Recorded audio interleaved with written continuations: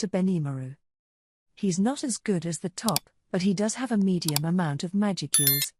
Though substantially inferior to Benimaru, it was nevertheless more than the semi-awakened state of Clayman. The intensity is enough. The current Sue could also have a slight advantage when fighting against the original demon lords like Carrion or Frey. Was it because of this reinforcement that he became able to infiltrate the Empire's vigilance net? Whether it's actually true or not doesn't matter. It's pretty reliable if done by Sue, I don't have a problem with that. But there's a problem with this: what to do with Masayuki's guards? So reliable. But what about Masayuki? My clone will continue to monitor, and even if something happens, I think it will be enough.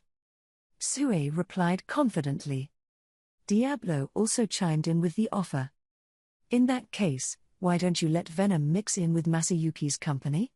In my humble opinion, as long as the brat is kept secret, Venom can take on both the duties of escort and surveillance. It will both reduce the burden on Lord Sue and serve as an insurance policy. Well, nice proposal. Venom's character is less of the usual demon, does things with common sense, and has become quite strong as well. It feels like Masayuki and I can also talk, so maybe the unexpected can get along well. It seemed like it would be fun to hand him the words. In that case, there will be no one to serve as your adjutant. Kufufufu, no problem. Since there are still the demoness girls, my own work will not be affected. That would be no problem. Does Sue think this is okay? It's more solid and reliable to shoot inside than to watch in the dark. If I can arrange it this way, I will also be able to save the power that is divided among the clones. That's settled then. Then I'll leave it to you to follow this policy. Understood. Leave it to me. With that, Venom was dispatched as Masayuki's escort and rendezvoused with Sue when he arrived locally. All that remains is whether the army is going to act. Is it necessary to demonstrate against the Empire at the time of the war with the Dworgen League? The First Corps and the Third Corps returned together after recovering the remains. In other words, the whole army is staying in the capital Rimuru. The Second Corps leader's Geld is still in evolutionary sleep, so the Second Corps can't move yet, in which case Lord Rimuru, isn't it my turn? Wait a minute. Hiss. We should go. Gable put it aside for the moment. Gobta was rarely very energetic. However, this time, unlike before, relying on quantity to fight would feel dangerous. When the opponent is a large army, it is unlikely to use a mass attack involving their own side, but this time the opponent is an elite minority and may use nuclear strike magic without any concern, most likely exposing the army to a mass attack of this type. The magical battle against the army relies heavily on the strength of the Legion's magic. Before the Legion's magic was breached, elite troops were sent to each other to launch a strong attack, but when the opponent became stronger than a certain level, the soldiers at the bottom only got in the way. Hakuru, tell me what you think. Ho ho ho. I understand what Lord Rimuru is thinking, and there should be nothing wrong with what you think. That is to say, the trainee soldier must not have to think about it, and it's better not to take the subordinate soldier with you, right? If you want to avoid sacrifice as much as possible, you should do it. In that case, we'll have to let the wolves and spirits go to war. Our legions will only send the flying dragons to the front. It had to be that way. The Wolf Rider soldier unit with its partner could reach A level in combined combat power, and it had done a good job of decoying this battle, and should not be taken down easily. Besides, it's first class in escape, so I don't think it will be a problem. I don't disagree with the Flying Dragon side either, as the Gable's awakening has brought them all over the A level. There's still some unease about their power control, but it should be fine. So, that's how Gobta and Gable prepare. No, wait. As I was about to make a decision, I suddenly remembered something important. Gobta, can you call out your partner's Star Wolf clan now? I mean, Ranga's awakening isn't over yet, so shouldn't its dependents be in sleep too? He can't seem to call them out. You just stay home. But. Oh Gobta, are you trying to say you can't recognize your own strength? I'm sorry, hiss. Gobta hung his head listlessly, which was the only thing that could not be done. The superiority of the Wolf Rider soldier force was due to the high machine power of the Star Wolf clan. Even if the riders are A+ each, there's no way to take them. It's not your fault, so please help Riga keep the peace. Got it, hiss. Sadly, the Green Legion will just have to stay here and watch their families. In this way, the other troops who could go to war have. Is the Kurenai congregation all right? No problem. All of them are A-ranked. That's great. With the excellent Commander Gobia at the head, there were multiple people who had evolved into the Ogre People clan with this blessing, and it should be trustworthy to let them go to war. Where's the Blue Shadow congregation? Scattered throughout the country to gather information and to solicit the enemy. You can call back if you have to. No need, let's get on with the shadowy work. Understood.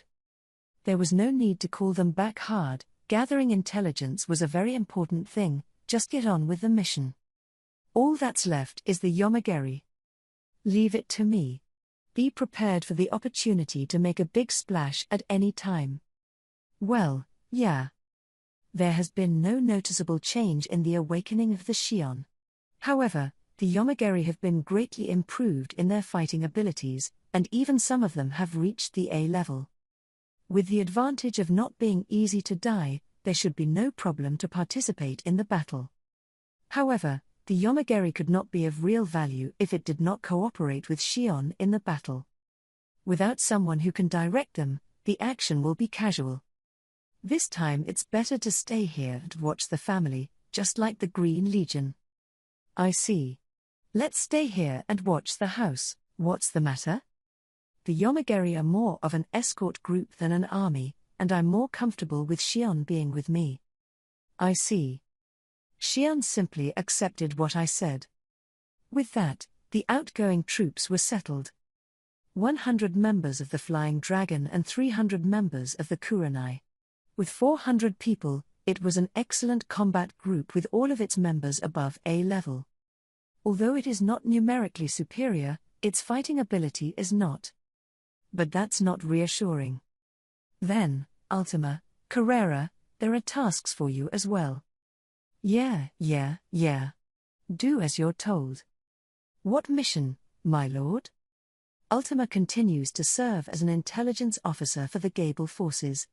And Carrera, this time, she's going to assist Gobia instead of Geld. Hey, that lizard again? Leave it to me. I will help them without being conspicuous. There's something unspeakably disturbing about these answers. Ultima seems to have developed a sense of resistance to Gable, and Carrera says she won't stand out or be believed. What, does Lady Ultima have a problem with my generation? Yeah, there's a lot to be upset about. Should I say that your high is disgusting, or that our common sense can't understand your behavior? Ha, don't worry. I'll take it seriously when I fight. Experimenting with the enemy's attacks in battle, isn't that serious? What are you talking about? In order to steer the fight towards a favorable situation, it is good to try all tactics. Experimentation is part of it, shouldn't it be done seriously? No. That's something that should have been done before the fight started. So why do we have to do this explanation? This one, no wonder, sprouted a sense of resistance. Even as I listened, I thought Ultima was right. I'm sorry. Can we just bear with him for a while? If it's Lord Raimuru's order, we'll try. After all, some things feel like they can't be taught without him, and this is a good opportunity for me to think about it optimistically. With a disdainful but still adorable look on her face, Ultima looked at Gable with an appraising look as she responded. Although the two didn't seem to have a good match, it shouldn't be a problem to leave Gable in Ultima's care. And you, Carrera, don't think about being inconspicuous anyway. Wow? I don't think it's likely that it'll end up being a big deal anyway, even if you want it to be inconspicuous. More so than that, I'm hoping that Carrera will get the timing right. Try to keep your own side free of casualties and make this your top priority.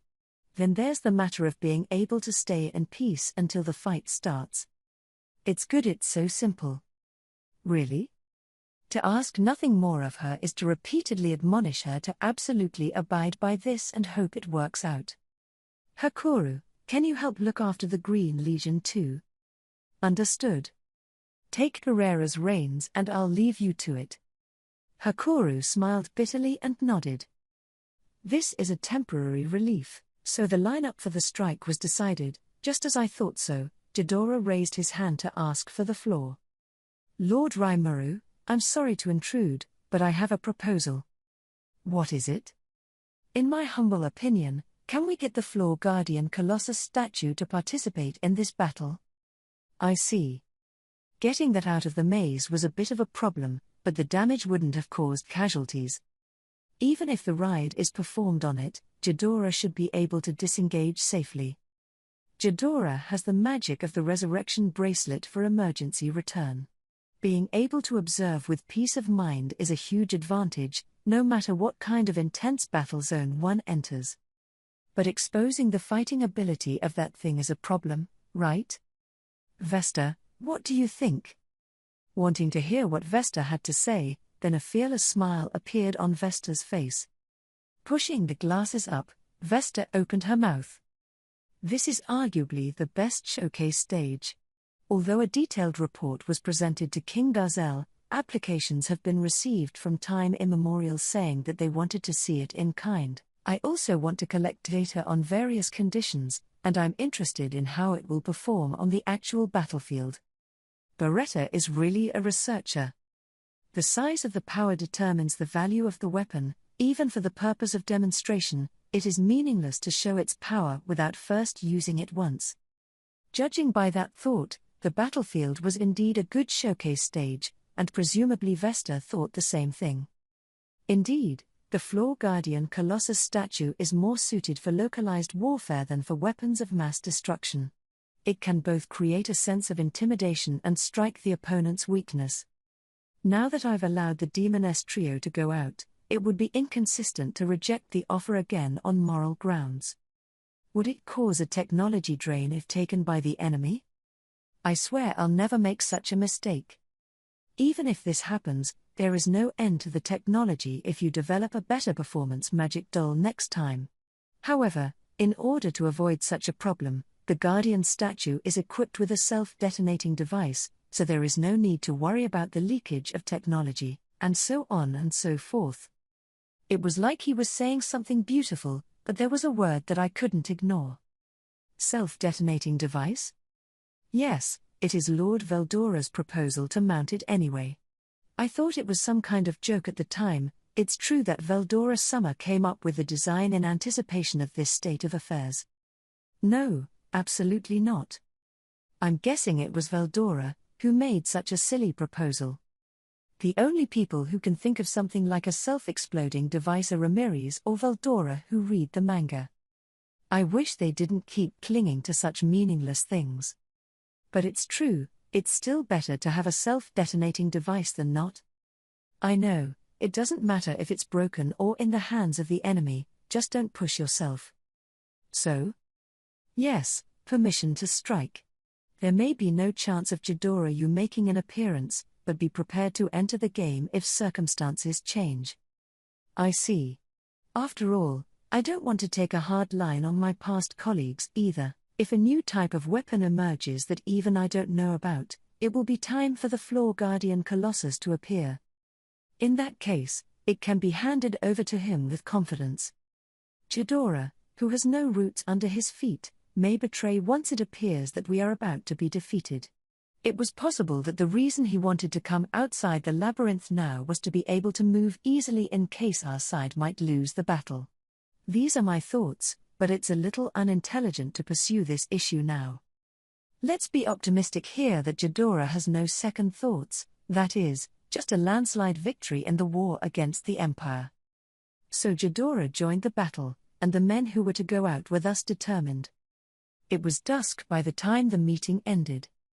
After the dissolution, each began to prepare for tomorrow. As for me, I plan to spend my leisure time in the cafeteria.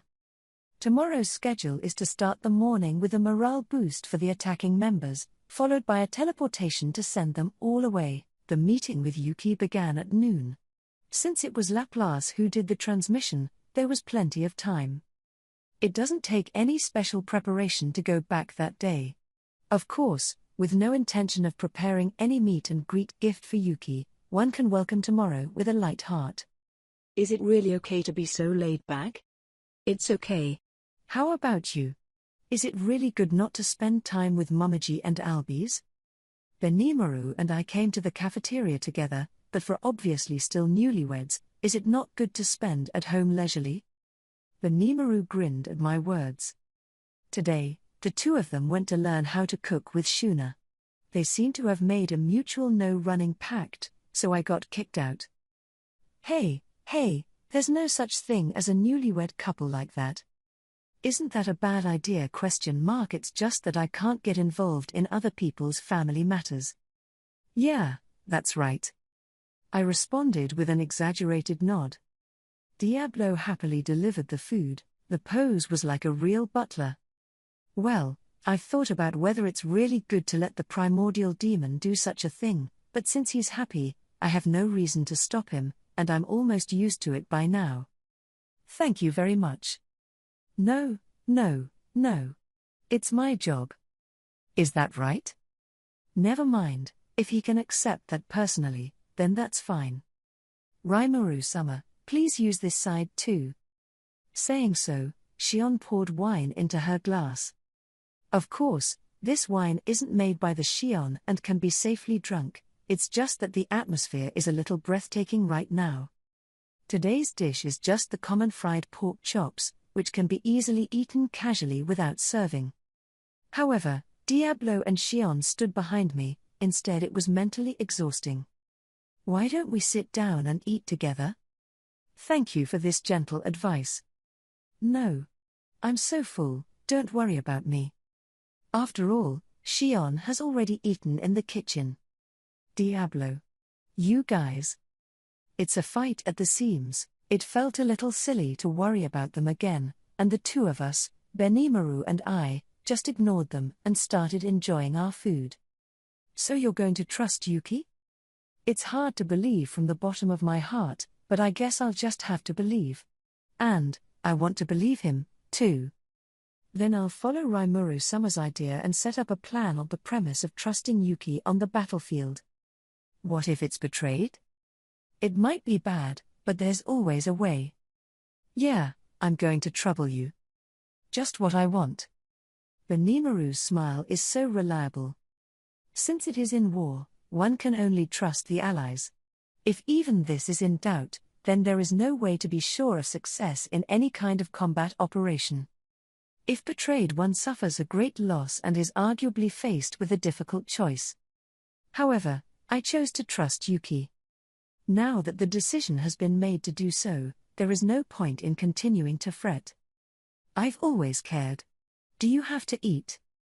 I asked as I looked at Benimaru, who was eating the same fried pork chops in front of me. If there is no need for it, there is no need for it. Ah, yes. But isn't Rimuru-sama the same? I'm relieved that my taste hasn't disappeared. I understand. I felt like my life was over when I couldn't even get my 3 major desires met. By working hard to resurrect the appetite for food and sleep, I'm now happy every day. Yeah. I was worried before, but now I'm just as relieved as before. We HMM'd and nodded. Suddenly, I felt something was wrong. What? You say the same as before, but have all 3 desires been preserved?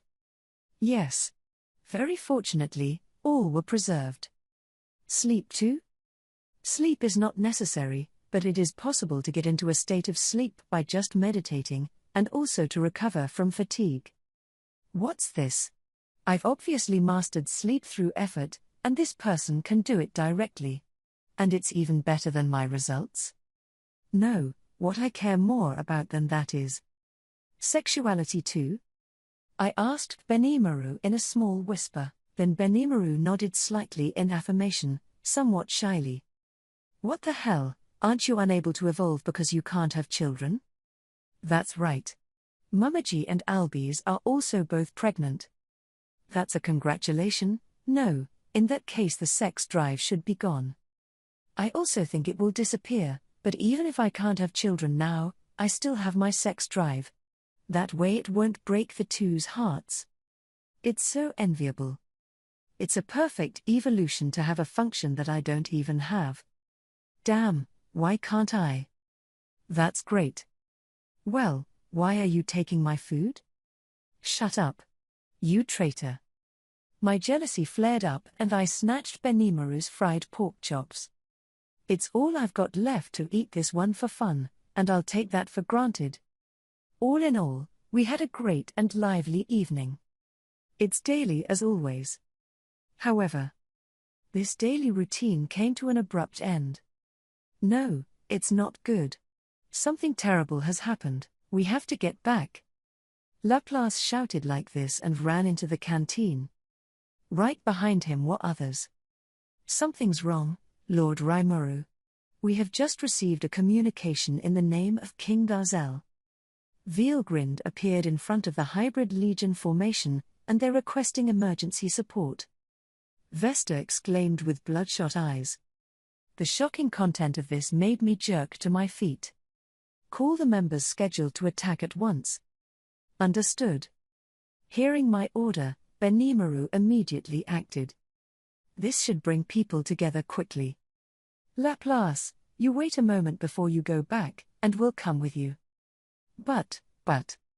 The panicked look on Laplace's face made me suspect acting at first, wondering in my mind if he was up to something else, trying to trick us into a trap. But listening to Vesta's follow-up debriefing, I learned that this is not a trap. It was information that even Laplace could not have, that something significant was happening in the Empire. The more you have to stay calm at times like this. I know something big is going on, but don't panic. We are now allies. Wouldn't it be more convenient in every way for us to go there together than for you to go back alone? What's so convenient? I don't think so. Since there were the enemy's strongest fighting force in front of the Hybrid Legionnaires, one could instead consider this an opportunity. Yuki and the others seem to have been attacked by someone, and taking those guys down would make the subsequent dealings more favorable. I asked Laplace for more detailed information. So, what happened? After a slight hesitation, Laplace answered my question.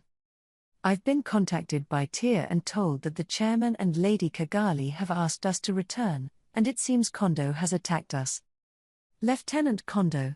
That's one of the tricky ones. It's only right to join forces with Laplace and launch an attack. But what was worrying was that with Yuki's battle strength, there was nothing they could do. What's Yuki doing? Did he lose too? The boss's opponent seems to be Damrada. Damrada? One of the three giants is really the deputy commander of the Imperial Emperor's Knights of the Near Guard, right? Did he really betray Yuki? I thought he was Yuki's companion, but isn't he? After all, having not seen him in person, it was impossible to guess what he was thinking. I don't know, Tyr and Footman go back and forth. Anyway, Damrada is fighting boss for sure. Well, I don't get it. What is certain, however, is that the tricky enemies are scattered. In a nutshell, the first thing is to confirm the status. Because of time constraints, I unleashed physics magic, the Argos. The coordinates had long since been grasped clearly, directly designating where the hybrid regiment was stationed, and the walls of the canteen reflected the local situation. This is. I wonder who didn't hold back a whisper. A beautiful woman with a voluptuous smile could be seen, her most notable feature being the bun of her blue hair that was coiled up above her. The woman was dressed in a luxurious Chinese-style costume with a military uniform draped over her shoulders. It was like walking in the no man's land and coming to the 60,000-strong army formation. Nope, that's not the army, should say the people who were. Flying overhead were presumably corpses. The bright red pillar that connects heaven and earth, that is, the supergravity force field. The drifting rain of blood stained the entire force field bright red. Gravity collapses? It's a pain in the ass to use my best play. Carrera said as if in jest, with a very serious expression on her face. It's no wonder this page, presumably this one from Veilgrind, used this magic with even better precision than Carrera. Perfectly specified the range, while controlling to keep it from storming off. From the fact that there were no traces of destruction around, one can infer that there was only an effect on gravity. Controlling the gravity and blowing the army into the sky without affecting the ground? Yes, my lord, and what's even more hateful is that not even a grain of sand was rolled in.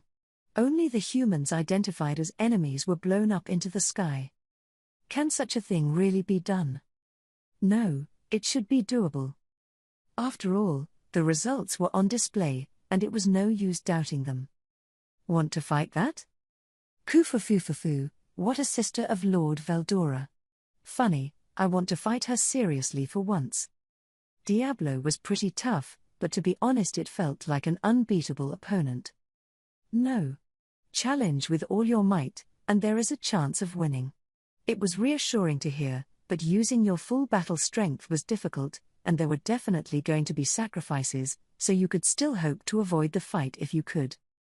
In that case, it would be better to aim for Emperor Rudra. It was supposed to be a showdown between Guy and Rudra to end the war, as there would be no needless sacrifice in doing so.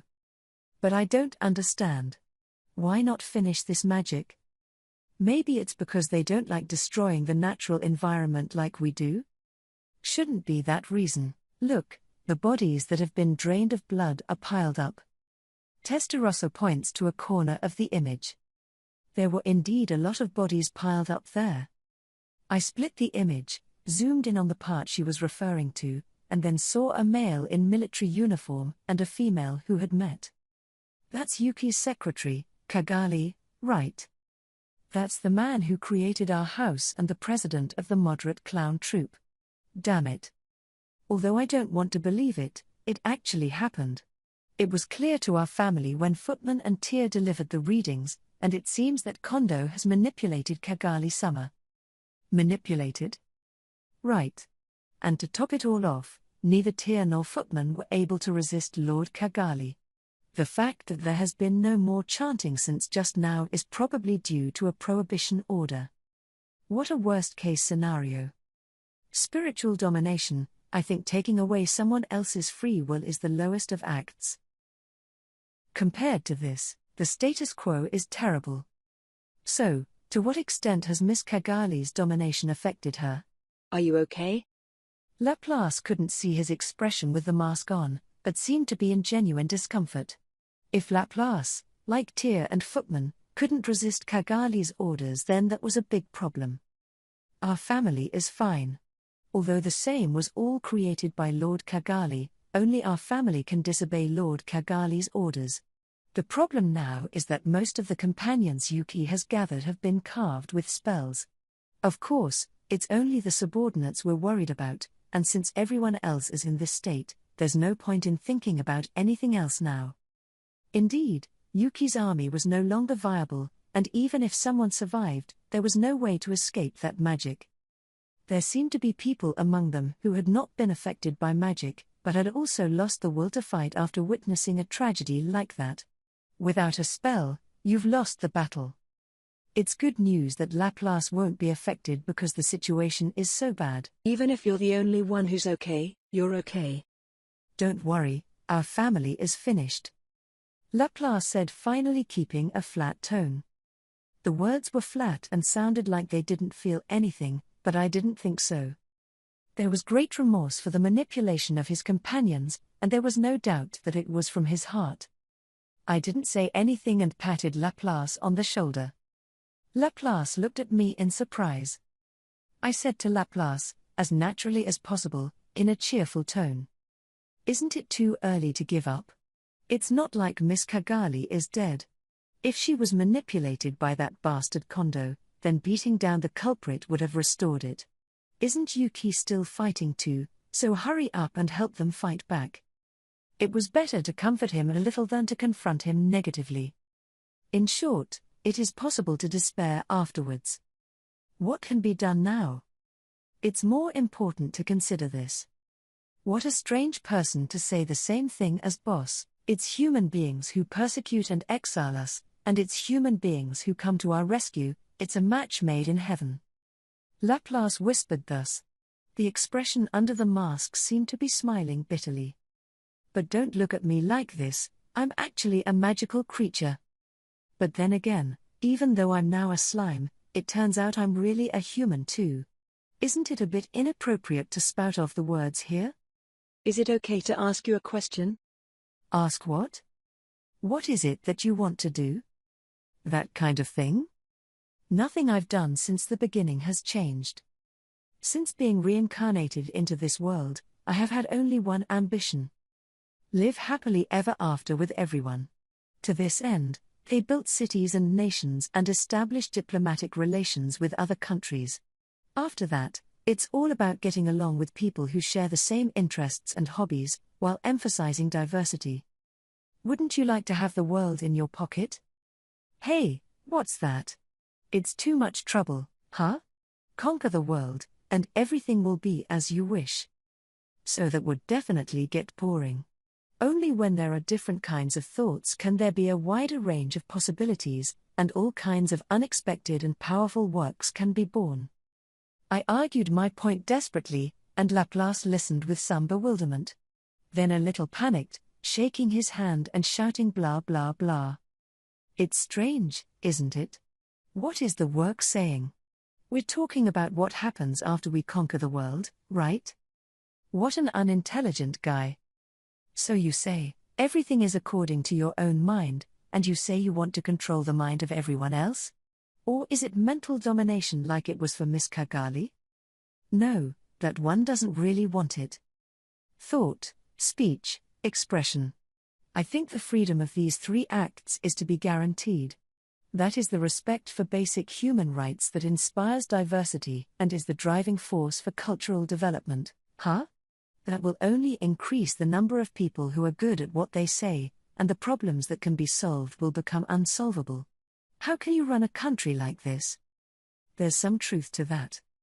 The greatest weakness of democracy lies in how it divides national interests and personal feelings. But it is also a kind of diversity development. That's good. Those are the problems to be overcome in the future, and we all consider solutions together. I'm inherently capricious, and no amount of talking will get the country going in a direction it doesn't want. I'll just be the long one who only speaks in a big way. King's Landing and not ruling. Just take that to heart and do it as you always do. Fortunately, there are plenty of people who can serve as references. A system of domination disguised as a religion like with Ruminers, or a system of domination at the apex of the state like with Elmesia, can serve as a reference. But there is a long way to go and no need to make a decision now, so the question of national policy is put to one side. What's more important is the development of culture, our entertainment. Without this, the development of the country would be meaningless. Here are the highlights of the exam to be taken. In order to be able to have a fun and happy life, more entertainment must be born. In order to achieve this, there can be no restrictions on thoughts and actions. Laplace looked confusedly at me who was carrying out the instructions. I can't understand. Our family can't understand what you're saying. That man, boss, he promised us to conquer the world and then create the world that we could live in happily. So we took the boss, Lord Yuki's word for it. But what's wrong with you? What is it? Fooling our ambition with this half-baked awareness. Who's fooling you? I just think conquering the world isn't as much fun as you think, and it's a lot harder than you think. Hearing my answer, Laplace fell into a brief silence, and muttered, I've known for a long time, this kind of thing. Then sat powerlessly on the floor. He turned his face to the image that had been projected with magic and presented before his eyes were the piles of corpses and the Kagali that stood beside those bodies. You just asked what's going on there, right? Our family is here to tell you that this is the secret of secrets. You should know that we are the undead elf clan, but how that clan has increased in number, our family will tell you now. Blah blah blah, this seems like a really important thing. You calm down. That's not something that should be said in the cafeteria, is it? It doesn't matter, now is not the time to say such things.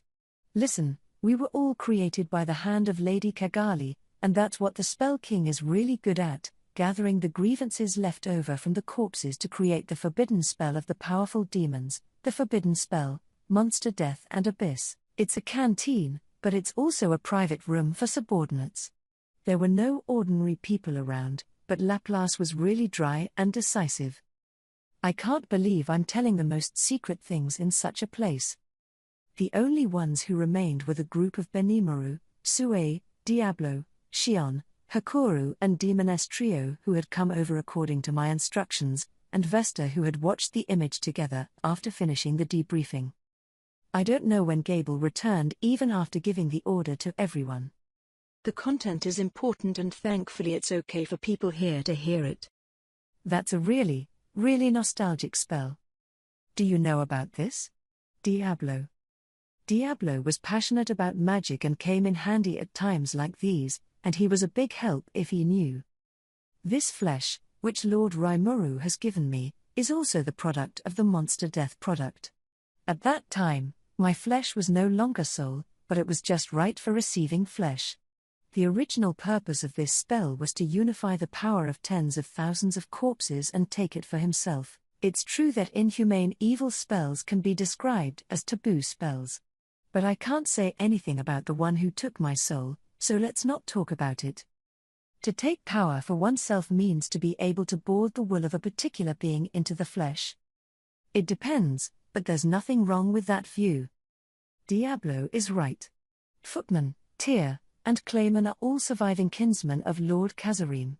He lost his homeland, and in order to remember the humiliation of the past, he fell prey to this forbidden art. Laplace affirmed Diablo's words. My speculation seems to be correct. That being the case, it would feel bad to let that spell be done. There are about 60,000 people in that mixed core.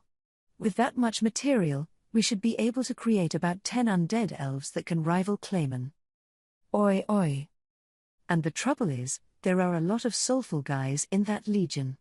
Unlike Footman and Tyr, those guys might be able to control a more powerful force. Asking him specifically what that meant, Laplace looked reluctant as he replied. One of the reasons for this is this. The devouring of Footman and Tyr by powerful forces resulted in immature spirits, as the distribution of spirits and power was immature when Kazarim first created the undead elf race, thus giving them too much power.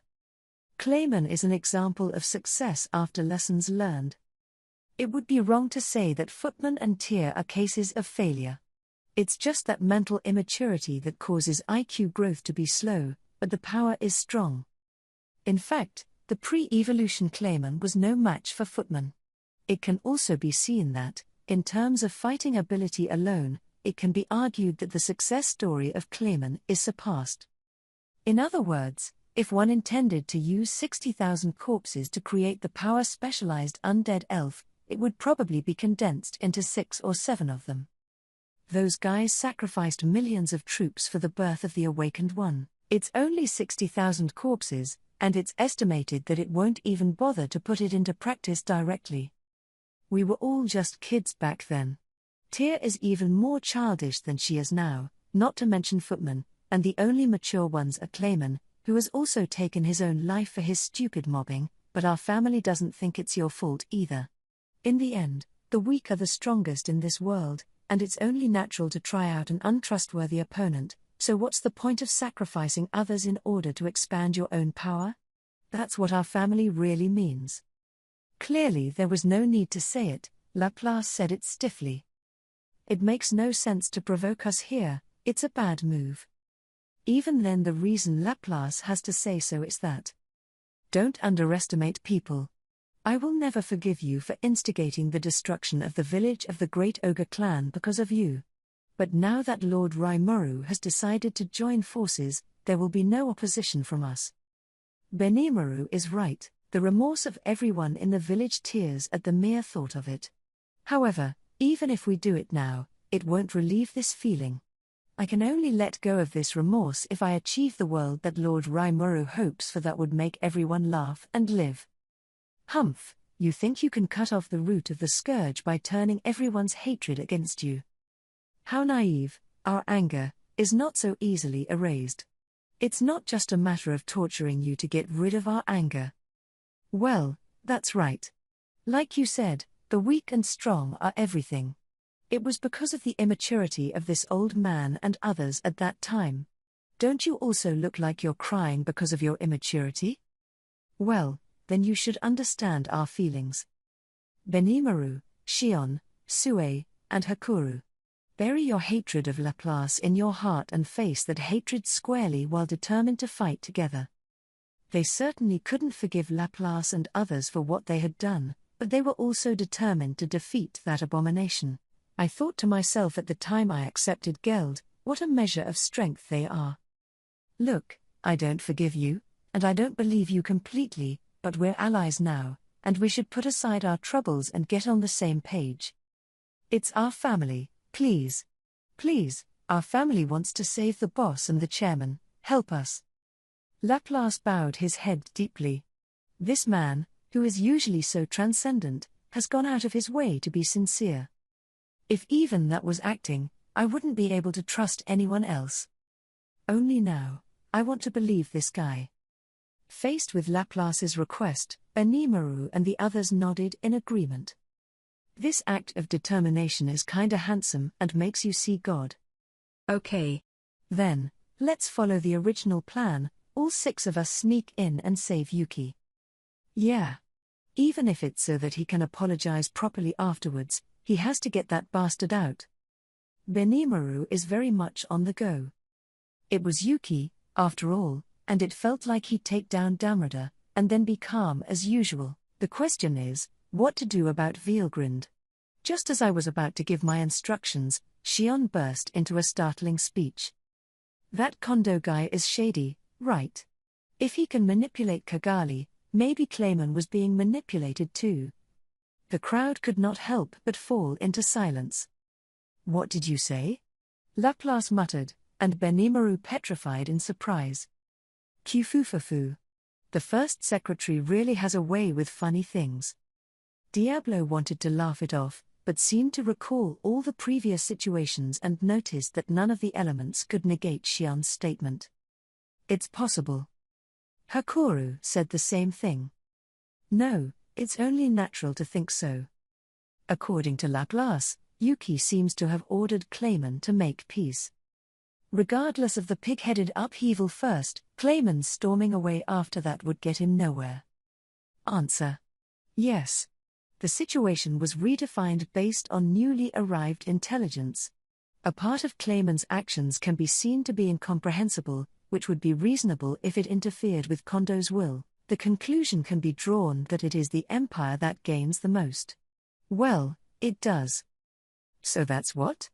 Is it because of that Kondo's attempts that we've gotten into so much trouble? Shit. Talk too much, Benimaru. If you don't change it, you'll have to report it to Lady Shuna. Don't do that. Can't I change it yet? Ignoring Benimaru and Shion's duo spins first. Although I'm not happy about it, it seems that I can only agree with Shion's opinion. I also attempted a criminal psychoanalysis, and there were incomprehensible behaviors in Clayman's actions. At a time when more caution should have been exercised, somehow traces of his anxious use of the army could be found. I thought it was Clayman's stupidity and just let it go, and if a third party had intervened, it would have made sense. Wow, Diablo's opinion is in line with the King of Wisdom. In that case, there is no longer any reason to doubt. Although we don't know the truth, let's act on the premise that Kondo has manipulated Clayman now. In other words, when confronting Kondo, be sure to guard yourself against the possibility of being manipulated. Yes. It's also possible that even more care won't help, but it's better than not being on guard. Anyway, keep an eye out for this man named Kondo. Probably even more trouble than Veilgrind. Let everyone remember what Kondo looks like as a consensus. Well, to recap the battle. Gable and others went in response to King Gazel's request for help. But don't go head-to-head with Vielgrind. Even the subordinates would be in danger, and letting the soldiers on would be a waste of time. Of course that's clear. Even for my generation, I would never think of challenging the great true dragon race. That's not a match for the other side. Gable and Hakuru, too, were very understanding. The purpose of the reinforcements was to buy time. After we rescue Yuki, then come back as Vielgrind's opponent. But is the ceremony to be left alone? Ultima asked. The ritual refers to the monster death plague that Kigali is performing.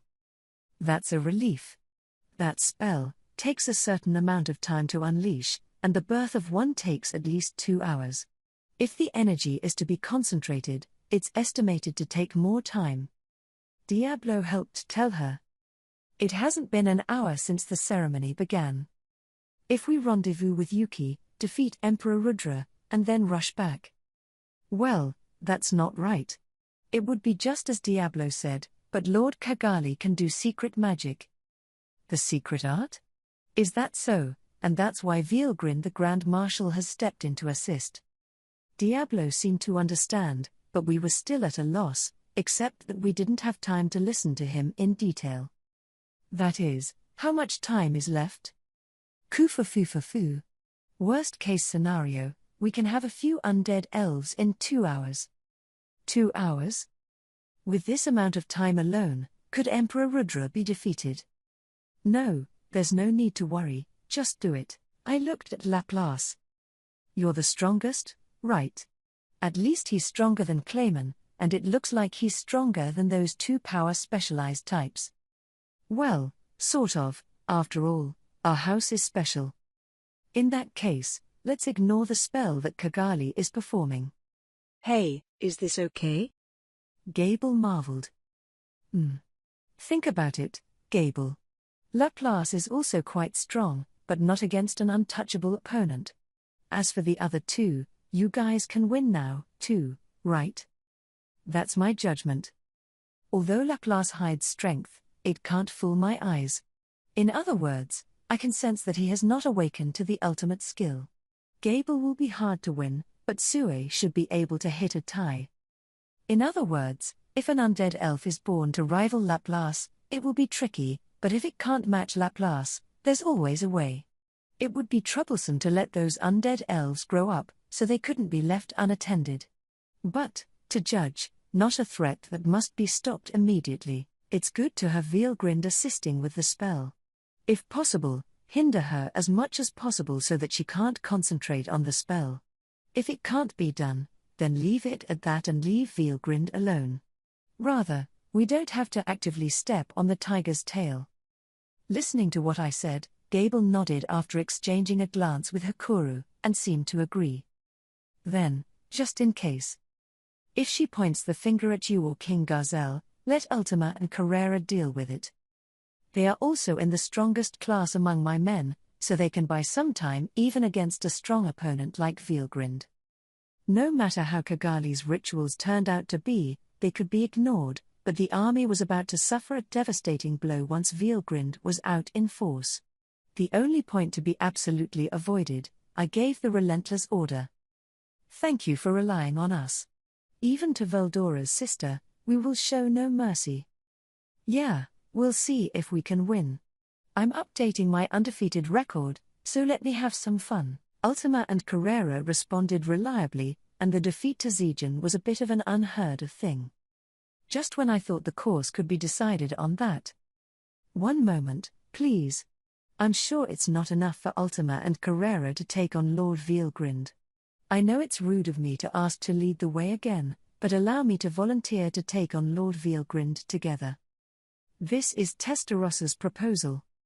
Hearing her say that made me tangle. It's true that the proposal is charming, but if you're going to break into the heart of the Empire, it's only safe to challenge it with maximum combat power. Not only are there strong enemies that Guy identifies with, but also 4 or more single-digit guards. To deal with so many strongmen, one really didn't want to be missing Testarossa in terms of battle power. However, it would be feasible to do so if one could buy time on the matter of dealing with Vielgrind. In that case, I'll take Ghidorah. I'll go instead. It'll shorten the time and increase the success rate of the battle. Sue offered his own idea, perhaps a proper proposal. At least, it's better than taking Ghidorah with you. Benimaru, Xion, Sue, and Diablo. With those 4 in place, no matter what the opponent feels like, they can't lose. Let's go with this lineup. Please, Sue. Yes, sir. Gable and the others' main goal was to buy time. Exclude hostile forces, including Kondo, if you can. In case anything goes wrong, let the Demoness trio play, which is the best option that can be taken at this stage. Then it's decided. Gable, you two, don't force yourselves until we return. Yes. In this way, even though it was a bit rushed, the policy was set. At this point, Vesta, who had been looking at the screen, shouted loudly. Ooh ooh. King Garzel has arrived on the scene. Hearing him say so, turning his gaze to the screen, it was the figure of the Knights of the Sky in the sky. Come on, rendezvous before Garzel's casualties and communicate the battle plan. Leave it to me, please. I, Gable, will take on this great responsibility. So, let's get moving. I gave the order, then, the very long night began. After sending Gable and the others away by diversion, we were transported with Laplace to the imperial capital. In order to be ready for any situation, I became a human form at first. Here we go. This is our secret home base. Hey, where is this? Despite shifting over with magic, Laplace didn't look right. At this point, there was an extremely nasty feeling of foreboding. Looking around, it was a spacious hall that I don't have in the country. Carved pillars lined the sides, and the ground was covered with fine fleeced blankets. It seems to be thought that which Emperor's Courtesy Hall, but there is a distorted sense of space that does not wear off. Hello. No, it's not. Usually they only teleport to fixed locations, so this is the first time this has happened. Laplace replied anxiously, while I squinted at him. Doesn't look like a lie, but here's what's going on. Looking around while contemplating, there was a place a few steps higher in front of 50 meters. There's a chair that looks like a jade seat above, giving the impression of an audience hall. There was a large, impressive-looking figure sitting in a chair, and next to it stood a pale blue-haired beauty with prominent features in a bun on her head, and it could not be mistaken for Vielgrind. Vielgrind. No, I was in the battlefield a while ago, I don't think it's here. It would be time to move, but it doesn't look like it. Benimaru answered my query. Sue and Xion also shared Benimaru's face with a puzzled look. Surrounded? Looks like a trap. Diablo said calmly. I sensed it too, and there were dozens of people in this hall. And, quite a strong one at that. Laplace, you bastard. Is the goal really to set us up? Despite Benimaru's sharp geological question, Laplace's mind wasn't on it. How could this happen? Is that interference with our technique? It's a lie, no way. As the saying goes, confused as hell. This also seems to be an unanticipated state of affairs for Laplace. In my opinion, this is not a trap set by Laplace. There was a man who came up to us who were reinforcing our guard. Yeah, well done, Laplace. I'm also very happy that I was able to fool the demon Lord Rimuru and his party. It's Yuki. Dressed in the uniform of the Empire, with a smile on his face. Be boss. Wait. What's going on? Ha, no more acting. We'll win if we finish off the demon Lord Rimuru here. Listening to Yuki's speech, the killing awe of the Xion and Sue rose. But, unexpectedly, Benimaru and Diablo calmly listened to Yuki and Laplace's conversation. Watching them, I am truly impressed. You believe in Laplace, too? Ah, no. I want to kill them when the two of them get careless, he said. Hey! Kufufufufu, you're really worthy of your title Benimaru. Do it before you expose the killing aura. That's the fundamentals.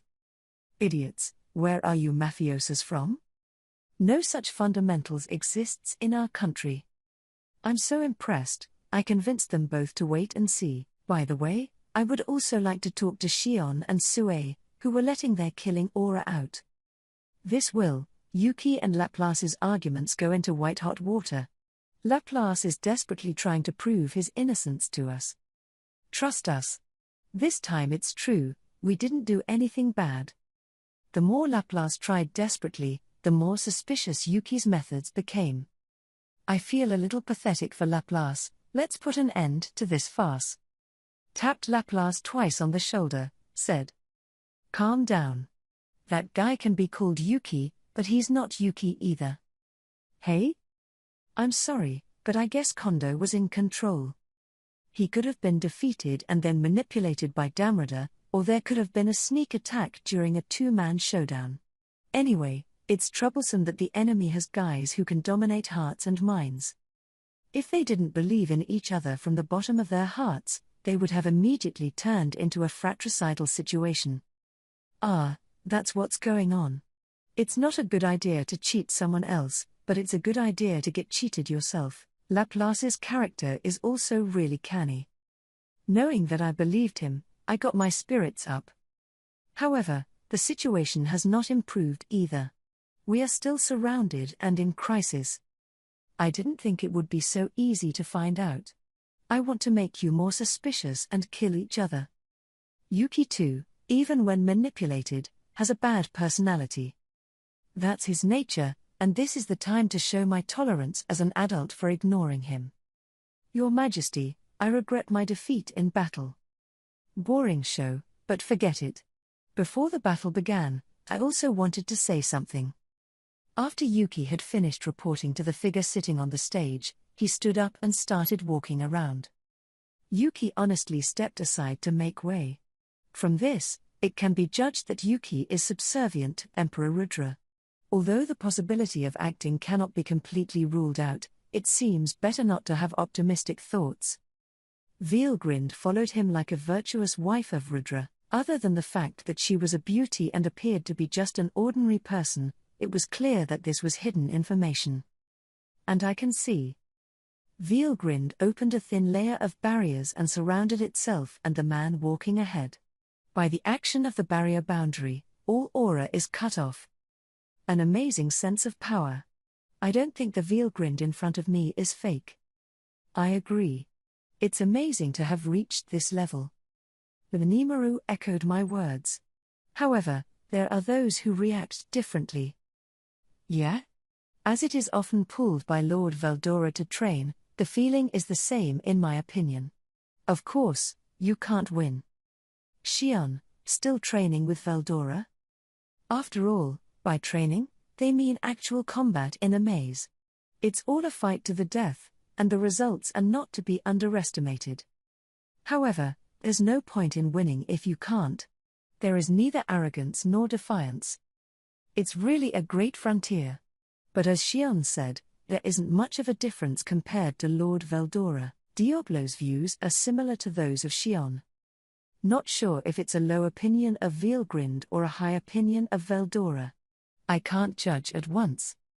However, even the confident Diablo didn't assert that he could win. This is important. Diablo actually doesn't lie or say things he can't do himself. According to my own understanding, that's about it. I don't suppose it was in your plans. It'd be fun not to come to a summit. Rudra said with a smirk on her face. Indeed, it's exactly like Masayuki. The hair color is brilliant blonde and the hair is a little different. In terms of pupil color, Rudra's is blue and Masayuki's is teal. There are quite a few differences if you look closely, but the scent that both men exude somehow makes the same impression. That being said, Masayuki also said some strange things. Lately, my hair seems. Are you going bald? Yes, there's been a lot of stress lately. Well, How can that be? My hair's faded a bit. It was black, but now it seems to be teal. Hoo-ha, could it be melanin loss or something? Maybe. That's what I think. Like that, irrelevant teenage angst. It was originally thought so, but somehow now it all comes to mind. Some care, but now is not the time for deep thought. Rudra stepped forward to heal. Indeed, not in my plans. However, I do have something to say. That would be great. Anyway, sit down first. Rudra waved her hand as she finished, and 2 chairs appeared in situ. Magic? I don't understand the principle at all, but I don't think I'm going to get some kind of trap or anything. This is the kind of time to focus on atmosphere, and I sat down nonchalantly. Benimaru stood to my right, and Diablo couldn't help but stand by to his left. Xion, on the other hand, quickly stepped up behind me, with Sue to her right. Bewildered, Laplace rolled his eyes and slipped to the left of Xion. After we decided on our positions, Vielgrind said something like a prank. Well, sit down for yourself, you've got no manners. Etiquette? I don't care. I'll sit if you let me. Come on, Vielgrind, they didn't do anything wrong.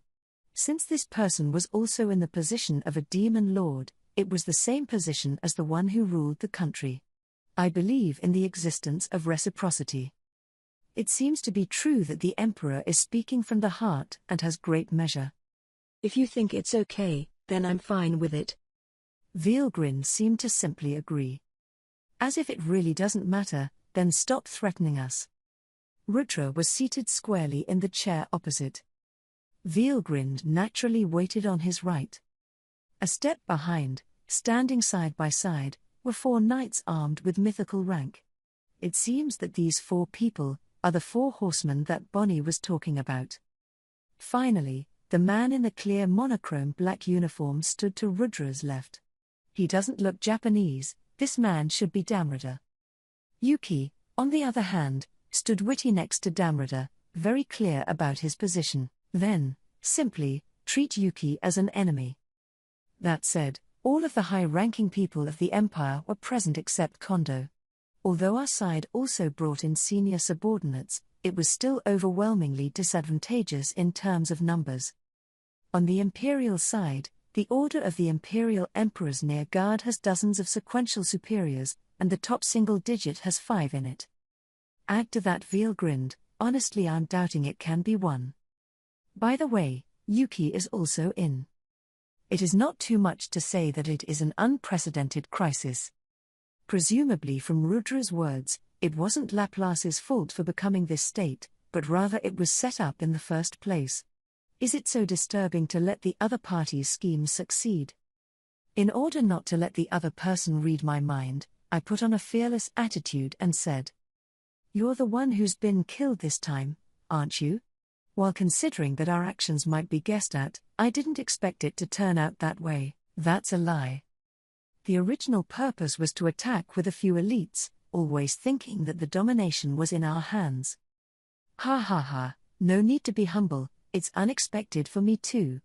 I already knew that the Mecha legions sent out would be defeated, but I didn't expect that not only were there 0 survivors, but even the awakened ones weren't born, which is really beyond my calculations. It was born, but then beaten down by Diablo. There's no need to tell each other everything, but the people who made the plan are really good. That being said, from a human perspective it is heresy. So, who's making this plan? Won't tell me anyway, just try to ask around. But unexpectedly, Rudra was happy to tell us himself. According to him, it was Lieutenant Kondo who made the plan. I was going to say this was expected, but the plan was even worse than I thought it would be. Awareness of the number of the attacking army. Afterwards, the army feigned defeat. Facing the pursuing army, meet it with hybrid legions. However, this legion has the potential for betrayal and can be treated as a hostile force. Exclude altogether when betrayal is clear. The task was entrusted to the marshal. As a result, in the second phase, the plan went awry. As a result, Kondo seems to have drastically changed his plans to envelop the original indulgence of Yuki and the others. Even based on the information obtained from Demon Lord Clayman alone, it was possible to judge Yuki that they had undoubtedly betrayed. Beat Yuki and the others. Confirm their attempts and then adjust the final plan. The assembled hybrid army is estimated at 60,000. Produce wizards in quantity by making them living sacrifices. When the time comes, the marshal will come out and put on a show to attract the attention of Guy and others. Gather the troublemakers together and smash them down in one breath. For this, the battle strength needs to be focused to a point. One of the benefits of the action is that the enemy can be misled into thinking that the imperial capital is unprepared. There are bound to be assailants, and no doubt elite ones. The empire then crushed it with maximum force. Most importantly, it can be assumed that at this time, the war power of the Jura Tempest Federation will also be thin, and the marshal with the maximum war power to launch a challenge. When Guy's eyes are drawn elsewhere, he'll take the strongest pawn, the Storm Dragon, into his bag. The above is the full picture of the plan. With the information he received from the Demon Lord Clayman, it was certain that Clayman had been dominated by Kondo before. Originally it was just suspicious, now that can be made clear. But that's not what's important. I didn't expect the information to be made public to such an extent, so let's not worry about that. There is a more important focus in the plan just now. A chill ran down my back. Hey, wait a minute.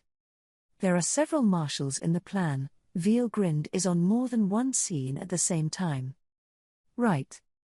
It was strange just now that the battlefield in the eastern metropolis of the Dwarven Realm, Veilgrind should also be making a scene. So, what exactly is this guy in front of me? In the power of inquisitive abilities, and existence can create the ability to be one with itself. That's parallel existence? Praying in my heart not to guess, I spat out the inspection of the teacher of the King of Wisdom. But the reality is harsh. Wow, you know that. That's smart. Veilgrind's smile was beautiful and terrifying at the same time. The more the heart prays, the more the bad premonitions will be fulfilled. You can't win unless you can win. This shit. That is, my current state of mind that I cannot hide. No wonder, then, that Testarossa would assert that she couldn't win.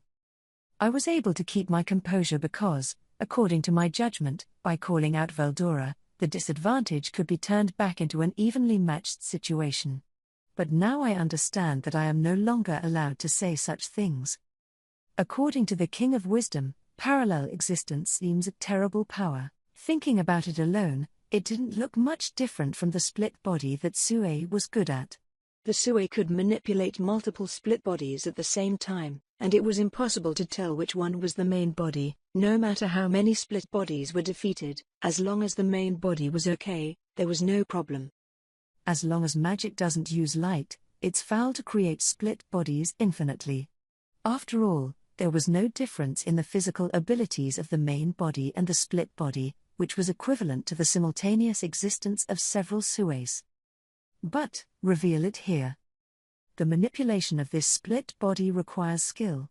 It's not a splitting of consciousness, it's just a manipulation of the time difference through thought transmission. The speed of reaction is also adjusted through thinking acceleration, so that it seems possible to act simultaneously without any sense of disobedience. The reason why I don't use body splitting much is because it's quite a difficult technique. In other words, the Sue is the master of the game, with extraordinary senses. But I'm a little white and can't play that well. One more point. Although there was no difference in physical abilities, the magic was naturally more ontological. For this reason, there is a downside to not being able to use all your skills. Sue's split body could only use those skills that consumed less magic, and that was also the reason. So, by mastering this condition, one can discern which one is the proprioception. When the main body is knocked down, the split body also disappears, and the inability to be called invincible is the characteristic of this skill. However, The parallel existence displayed by Veilgrind can completely split the consciousness. Think of it this way: multiple ontologies existing simultaneously.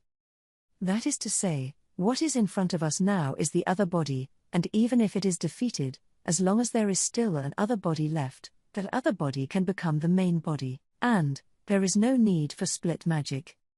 Because all the sub-bodies are connected to the main body, they seem to be able to complement each other's magic at will. Only, there is a limit to the maximum. How much magic is divided? How much is the maximum magic of the other divided bodies, including the main body, reduced? This is the key to the strategy, but the other party is the dragon race, which is known for its huge amount of mana. It's faster to recover than to consume, and it doesn't make sense not to consume to a certain degree. Honestly, I don't know what it would take to beat it. Although I am not a Testarossa, I am now becoming tempted to assert that victory is impossible and that there is nothing that can be done. I turned my gaze towards Veilgrind and smiled arrogantly. Well, that's very kind of you. I have a great partner. In terms of intelligence, I don't lose. It seems that you think you have succeeded in pulling us into a trap, so let me hear what your purpose is, shall I? There is only bluffing at times like this. Show that I see through your attempts. Make the other side waver and be able to be wary of us and earn it. But it won't actually go that well. How arrogant. The fact that they are not honestly admitting defeat is very similar to my brother. I think I'm referring to Veldora. With a sister like that, it must not be easy for Veldora. It's as if I heard someone say, "Can you understand, Rimuru?" But Rudra spoke up and turned his attention to her. Purpose. Since you're confident in your intelligence, there's no need to say anything else, is there? Even if you say that, it hurts my brain. If the intention was to annihilate us, the battle would have already been waged. Since there is a venue for talks like this, it means there is room for negotiation. Isn't the answer derived from this an attempt to bribe us? Answer. Yes. Thinking in that direction is right. However, it is also possible that time was being stalled, in which case the presumption was that the intention was to defeat the individual named Veldora Tempest, and adopt it as a companion. I'm pretty good, too. Half the answers are right. Indeed, it was mentioned in Kondo's plan that Marshal Veilgrind would take Veldora into her possession. I had thought that such a thing was impossible, so I ignored it, but since there was a parallel existence, could it be that Veilgrind was heading to the labyrinth now? I couldn't let go and tried to talk to Veldora through the soul corridor. "Hello, how are you?" "Idiot, this is not the time to talk about it. Something's wrong." Sister, she came staring at me. "It's still outside the labyrinth, but it's going to be attacked at this rate. Seems to be busy as hell. Can you handle it?" "I'm the only one who can make an appearance. It's better than just taking the labyrinth down like this. If it's Veldora, I don't think he'll lose even with parallel existence as his opponent." With that in mind, I gave permission for Veldora to fight at full strength. "I'll take full responsibility. I hope you can deal with Veilgrind, can you please?" "Ho ho ho ho? If that's the case, just leave it to me. Kwa ha ha ha. You're in charge." I put my mind down and ended the call. Handing it over to Veldora would be reassuring. Then, too, grasped Rudra's attempt. Restart negotiations. Your purpose is to draw us in. One more point. Stall us by talking, so that we don't get involved in the fight with Veldora, right? I had a smug look on my face as if to say, well. Veilgrind showed a slightly surprised expression. Then, Rudra smiled happily. What a delightful guy. It's fun to have you compare wits with me, but there's no time to enjoy the aftermath right now. Now that you understand that, words are good. Becoming my servant will guarantee your territory will remain untouched and give you the status of Archduke again. Rudra. If you give the title of Grand Duke to someone who is not related to you by blood, it will cause other nobles to resent it. It's okay. If he's willing to assist me, he would be of such value, higher than the Duke, is the Archduke.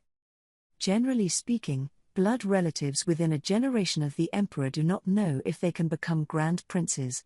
And Rudra made sure to give me that status. This is an unprecedentedly generous treatment from an imperial perspective. It has even been heard that the empire does not accept the surrender of defeated nations and forcibly annexes in order to expand its territory.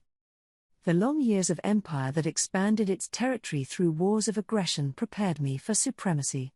Honestly, it seems the empire thinks more highly of me than I thought. However, sadly, my answer has long since been determined. I can understand that it's a very good proposal, but the answer is no. Instead, I have a proposal. Why don't we shake hands and make peace here? I will not ask for compensation and hope to conclude a non-aggression treaty. It didn't matter how many sacrifices there were among those who served themselves, Rudra was the one who would think like that and would not defect to him unless he wanted to kill himself. Don't think of yourself as the only exception, and hold such naive thoughts that there is only one big road to destruction. So, I firmly reject Rudra's proposal. Compare that to this.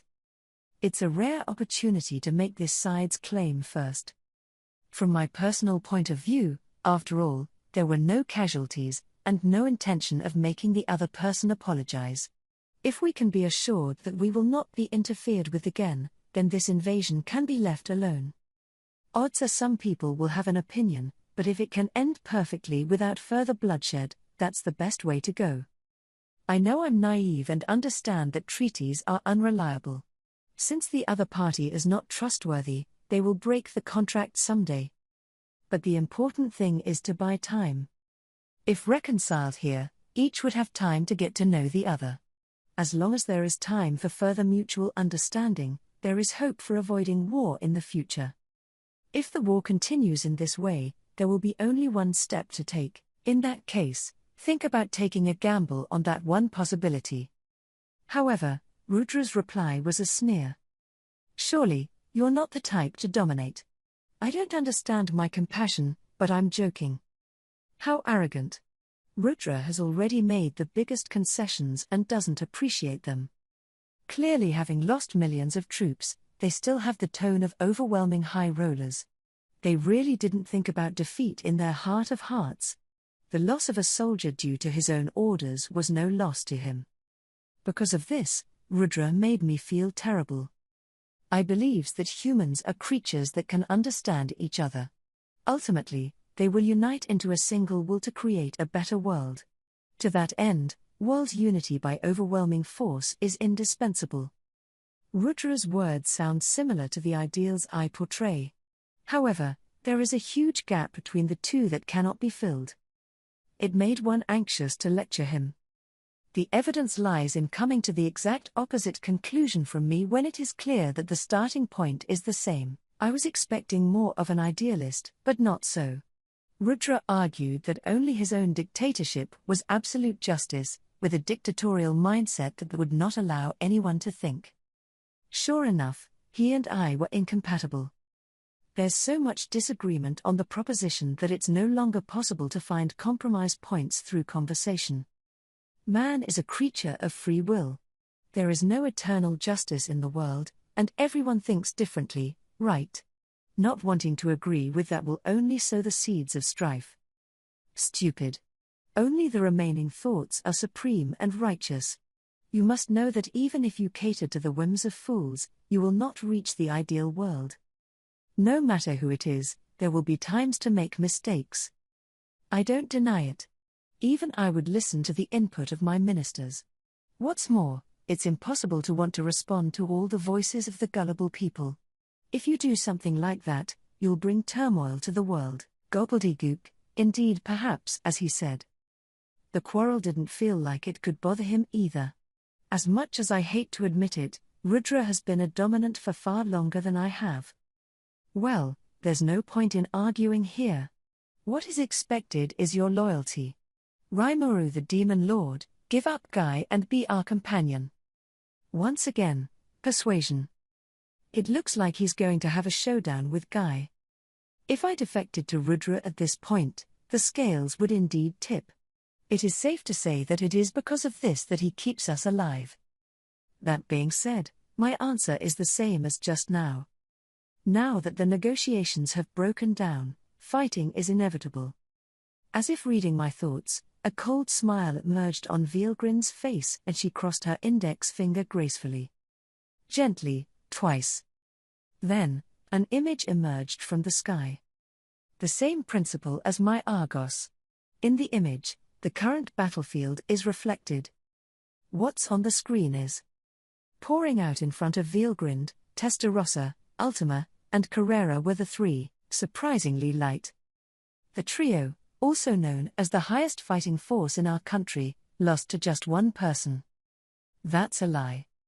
I couldn't help but mutter. In the image, the demoness trio stood up again.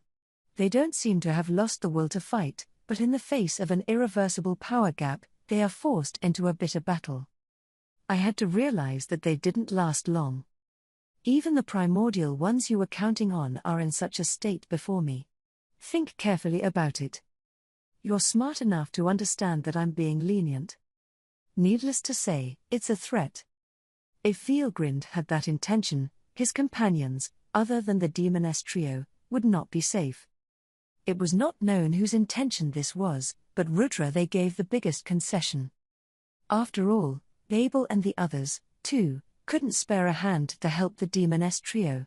At some point, airships appeared over the battlefield, from which Imperial forces emerged one after another to join the battle. On the ground, there were also Kondo's men.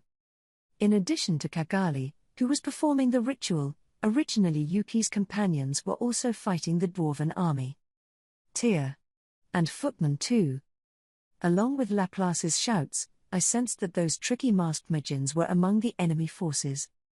The battlefield is like a melee, and the format is not optimistic. It's in bad shape. I also sensed that Benimaru was worried about me. However, I cannot give in here. I know your purpose. It's easy to pull in Veldora as a companion, just pull in me first and then it's easy. That guy does as he pleases and will never obey the orders of his superiors. However, Veldora did listen to me a lot. It's just that I'm always angry, and maybe they're starting to get a hard-on for me too. Anyway, that should be the reason for pulling my strings. According to this idea, in a nutshell, you rejected Rudra's persuasions severely. On that basis, look for other compromises. You don't have to expect negotiations, take it or leave it. Be clear.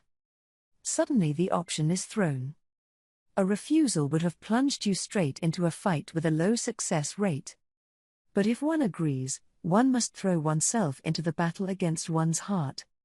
In time, following the will of others rather than acting on one's own will likely result in greater sacrifice. Unite into one will for a better world. That's what you said. Is that a world where anyone can live with a smile on their face?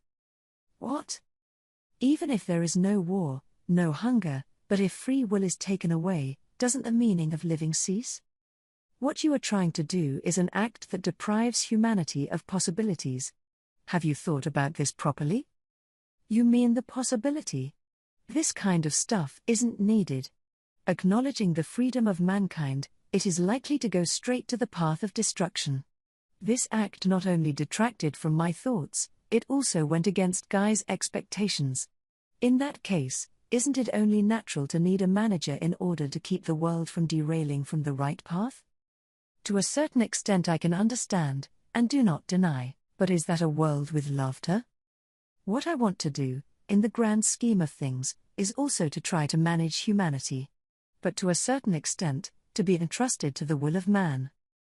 Overprotection takes away the opportunity to grow. People are tougher than they think and there is no need to manage from beginning to end. Laughter. Saying something naive and stupid.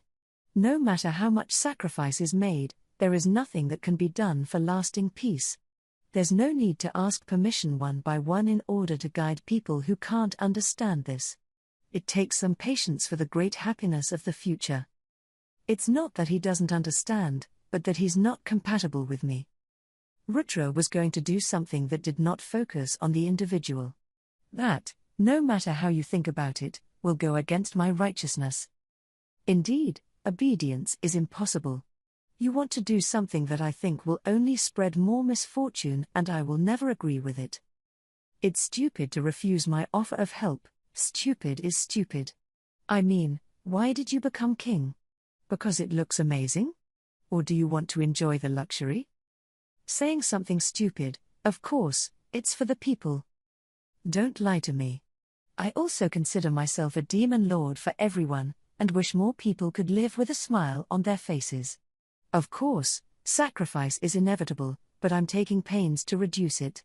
How can you think like that and be so dry? Trying to create a good world without sacrifice, that is not possible. That being said, there were also numerous sacrifices that appeared when I became a demon lord. It seems to me to be the other side's own doing and not regretting it, but as far as the loved ones of the victims are concerned, they can't accept it even if I say so. It is, I bear the sin. Likewise, Rudra should be guilty of a sin that cannot be ignored. Hearing my words, for only a moment, Rudra's burning gaze turned toward me.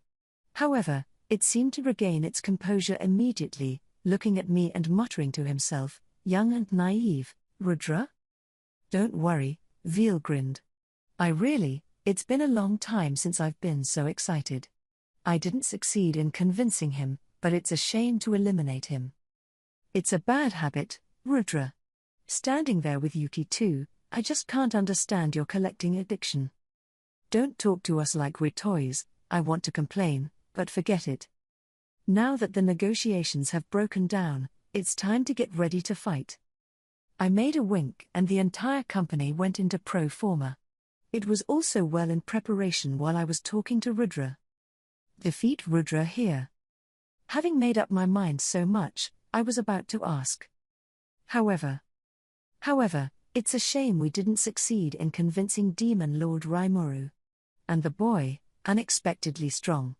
For not listening to me, I wanted to give him a little punishment.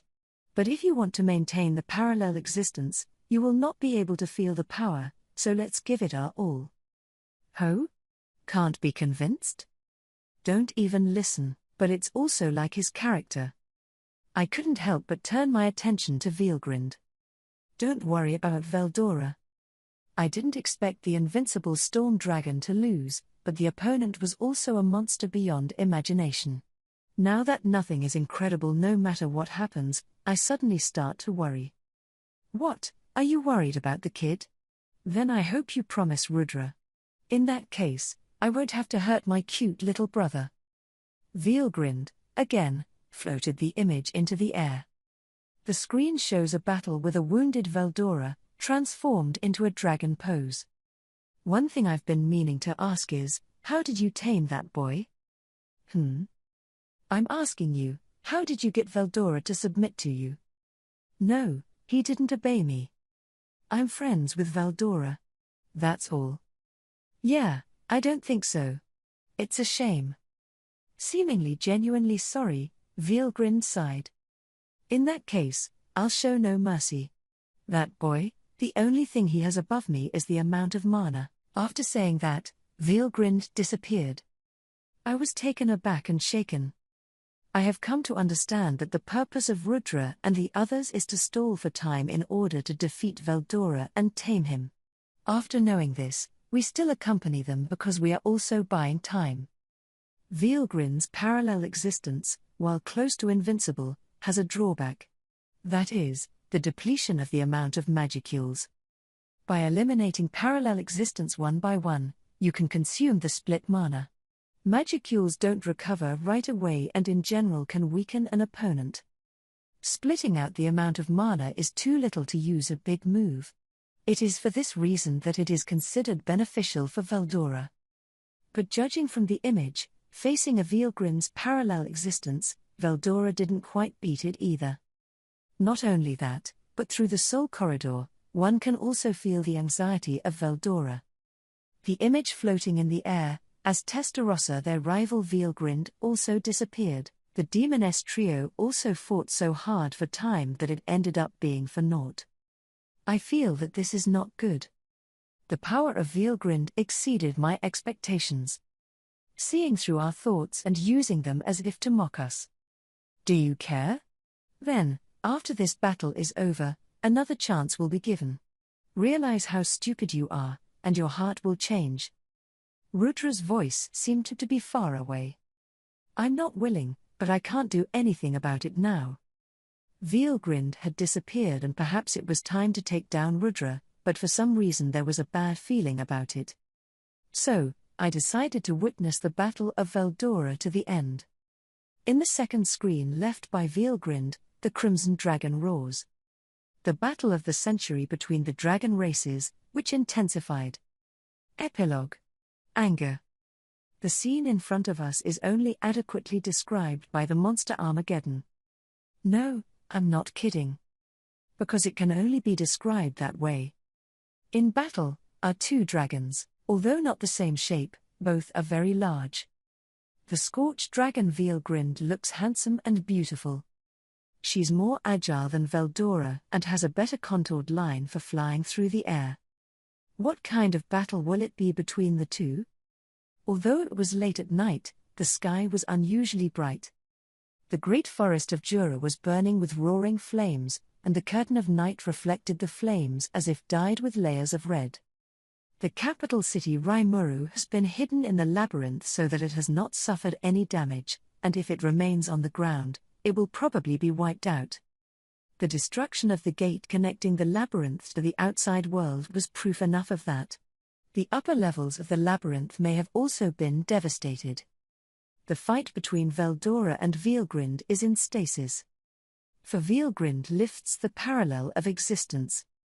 Just looking at the tragic state of the forest, one might not realize that both are actually in perfect control of their powers. Although the two used tremendous amounts of energy to attack each other, the combat precision was controlled with great precision. The speeds are not comparable. Veldora has grown at a surprising rate. By deftly controlling his power to achieve ultra-high-speed flight, he does not budge in the face of Veilgrind. It seems to be hiding and secretly cultivating, the fruits of which are manifested in battle. For now, it appears that Veldora has the upper hand slightly. Veldora was stronger if only the size of the power, the amount of mana, was compared. Not only were they higher than when they were sealed, but he had even learned other fighting techniques that led to the current fighting results. Even so, it didn't take away my unease. Because in terms of magic operations, it's still Veilgrind that has the bigger advantage. Now that Veilgrind has focused on Veldora, it's safe to say that the real showdown is only now beginning. Even so, Rudra's calm demeanor was too much for me to let go. Why was he so calm when Veilgrind, who was supposed to be an absolute defense, wasn't around? In my place, it's because of the peace of mind that comes from being able to summon Veldora whenever I want. Regardless of the crisis, I believe that as long as Veldora is around I can get through it. Rudra must have been no slouch as well. After all, it was Guy who identified with it, and being able to easily dominate Yuki at that point was quite threatening. But I'm also capable of the ultimate skill. There is also the hidden skill of empowering others in part based on my control, just as I did with Benimaru. Truth be told, the Imperial Emperor's Order of Near Guards is no threat to me. Only the top 5 single digits and Yuki are considered to be opponents to be wary of. In particular, the man named Damrada seemed dangerous. However, it is not an invincible opponent either. Even if we don't count Laplace in the battle strength, the fight is one in which we have an advantage. The above is my speculation, but it is because of this that I feel more uneasy. Why would Rudra be so calm? That point makes me wonder. Was it to think that even without Veilgrind, there was still an overwhelming gap of strength? But even so, there's no point in taking a chance here. Why on earth did Rudra have such confidence? While speculating on Rudra's intentions, Veldora's battle situation with them also concerns me. After Veilgrind unleashed the fiery flames to attack, Veldora blocked with the barrier. Then Veldora unleashed a storm in return for a counterattack, but Veilgrind dodged his attack. It was a fierce battle. It was the kind of battle that would have made even me cringe, the fabulous one. This was the first time I had ever seen Veldora fight in earnest, beyond my wildest dreams. I didn't expect Veldora to be able to fight with Veelgrind, who had suppressed Testarossa and the others. But it's also taken for granted when you think about it. Veldora had already been able to use his ultimate skill Investigation King Faust with great proficiency. That's why it was possible to go up against Veelgrind. Skill-wise, it was indeed Veelgrind who had the upper hand. However, Veldora's King of Investigation was a cheating-level ability. This is what the King of Wisdom told me about it, whose power is probabilistic operation. By the way, he also has the uppermost authority in the truthfulness analysis system. It was as if with this ability, one could instantly see through the power of the enemy and respond appropriately. It's even a little confusing. What's the point of combat specialization at this point? Truth be told, whoever can defeat Veldora, who is skilled in the use of the King of Investigation, is going to be very troubled. That's why I firmly believe in the victory of Veldora. Even now, there were unseen attacks shooting at Veelgrind. It was simply unrecognizable through the image and looked as if Veelgrind had suddenly been hurt. However, I am very clear. What just happened was one of Veldora's self-created must-kill techniques, called the Harvest Storm attack. He kept showing off his must-kill skills to me, and I was really impressed after actually seeing it with my own eyes.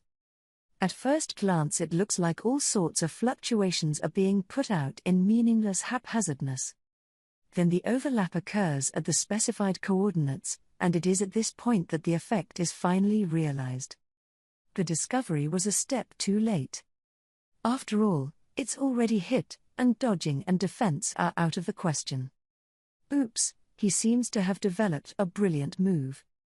Just because every fluctuation seems ineffective, it's subconsciously ignored. If you are inexperienced, you will definitely be hit, and it can be said that it is a must-kill move at first sight. Veelgrind was also completely hit by a straight attack from the Harvest Storm. Not to be outdone by Veldora, but also to dispel the unease in my mind. However, things changed rapidly the moment I was convinced of the unshakable victory of Veldora going on like this. And it's going in the worst possible direction. Suddenly, a flying airship appeared in the combat airspace. Standing in the bow of the ship was a man in a different military uniform than the others. Lieutenant Kondo. As I panicked and turned to the reflection on the other side, the Kondo group who had just been there were gone. The ritual ended when Veelgrind lifted the parallel existence. It seems I've panicked to the point where I don't even notice these situations. Notice. Taboo mantra, the undead elf was completed about 1 minute ago. Just a minute, but only a minute. In this minute, Kondo came to the battlefield of Veldora and Veelgrind. Bad feeling after bad feeling after bad feeling. It was because I was unaware of the other party's intentions that my invisible heart was driven to beat violently by anxiety. At this point, another figure appeared on the bow of the flying airship. That person looks exactly like the person sitting in front of me. Just lucky? No, not right. Parallel existence? By the time I found out it was a step too late, what happened next didn't even have a chance to be stopped. It happened in a flash. Kondo shot at Veldora with a pistol he held in his right hand. For the strongest of them all, Veldora the Storm Dragon, bullets and all that just don't work. Yet after such a thought flashed through the mind, the bullet pierced through Veldora's skin with impossible speed. Beyond the unit of sonic speed, the speed of sublight is reached. The bullet fired at Veldora did not penetrate the body, but instead stayed inside him. Thus, the power of evil was liberated. Veldora began to feel pain. A wound that should have been repaired in an instant, but this instant was fatal. Rudra, in the image, held out his hand to Veldora. Let me tell you. That's called the kingly power unleashed. It is the absolute power that can exercise dominion over all beings that possess consciousness. Even the true dragon seed can't escape the remaining domination. While saying so, Rudra stood up. Once the purpose was served, he wanted to leave the place. Hey, give me a minute. Well, there's a deal, by the way. I'm not interested in you anymore. If you join my banner, let's show you a new world. Rudra never put me out of my mind. And it seems that the Rudra here is the imposter that Veilgrind created with parallel existence. While consciousness is shared, there's no point in knocking this guy down. It seemed I was being toyed with by Rudra from start to finish. This represents utter defeat. Don't underestimate Veldora. I realized that I was just unconvinced to say that. Totally regardless of what was going on inside me, Rudra told me the harsh truth. It's the true dragon race, more tricky than I thought, but at last it's completely dominant. Rudra is telling the truth. Immediately after, I felt a pain in my chest.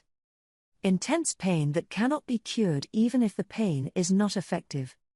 It's like pulling the soul out of my body. Notice. Master and the individual Veldora's soul corridor has been destroyed. The Storm Dragon summoning and Storm Dragon restoration from the ultimate skill Storm King Veldora cannot be used. I was appalled at being told the cause of the pain. What? To take Veldora from me? To take the Veldora from me? Don't joke around, you beast. I hissed, lashing out at Rudra. Godspeed, as fast as I can make it right now. However, Rudra had no intention of duking it out at all. There was no need for that. My fists hit nothing. Rudra lifted the parallel existence and eliminated the Rudra that was no longer useful on this side. Is that your answer? Also, it's a shame that I wanted to take you in as my men, too. It seems that the remaining powers are not all powerful, and it will be difficult to dominate again. What? Since it's not boring this time, I'll give you a little more time to think. At any rate, you were trapped when you were recruited into this place known as the Fortress of Dreams. Let's just hope you'll surrender yourselves. Leaving this sentence, Rudra disappeared. Using his voice as a signal, Rudra's men were diverted away. I didn't even have the thought of catching up, only a violent sense of loss and intense anger. Don't be ridiculous. It was all the result of my carelessness. I wanted to attack him, but ended up falling into a trap, and although he guarded Laplace, his opponent took advantage of this and deliberately prepared a more despicable strategy. There was no need for Rudra to remind me at all. The moment I entered the place I had discovered it. It's a distorted, isolated space. Just getting out was enough, but there should always be something I could do. Such thoughts have unwittingly led to my carelessness. As cautious as possible, this time it was the opponent who had the upper hand. It's a war that can't be won every time. This kind of thing, needless to say, I know. Damn it. While screaming like that, I punched myself in the face with my fist. No pain. Only the heartache, which seemed to rip, was even more stark. Please stop, Lord Rimuru. Shion's words did not reach my ears. 2, 3. And when I wanted to hit the fourth, it was stopped by Shion, who was standing behind me. Not only Shion, but also Benimaru, Sue, and Diablo, each of them panicked and tried to stop me. I'm sorry, I just got a little carried away. Impatience is a bad habit of mine, and thanks to you, I was able to regain my composure. I lied. My anger went up one by one. Even then I forcefully suppressed the anger in my heart and stood up at the same time. Even after indulging my anger and beating myself with all my might, my face was still intact. Quicker than Shion and Benimaru they could react, the King of Wisdom activated self-defense. Once again, I realized that everyone was watching over me. It is because of this that I am even more unable to forgive myself. In order to be able to fill this sense of loss, the anger kept spilling out. This anger, exactly where should it be directed? Ah, I remember. It's a war that's coming. In that case, no mercy should be shown. So I, too, will be their opponent with all my might. Anger? That may indeed be the case. But, what's wrong with that? The empire has angered me. If so desired, it will be given to you. The blessing called perdition. Those fools have touched my reverse scale. I allowed my anger to unleash the power I'd been holding back.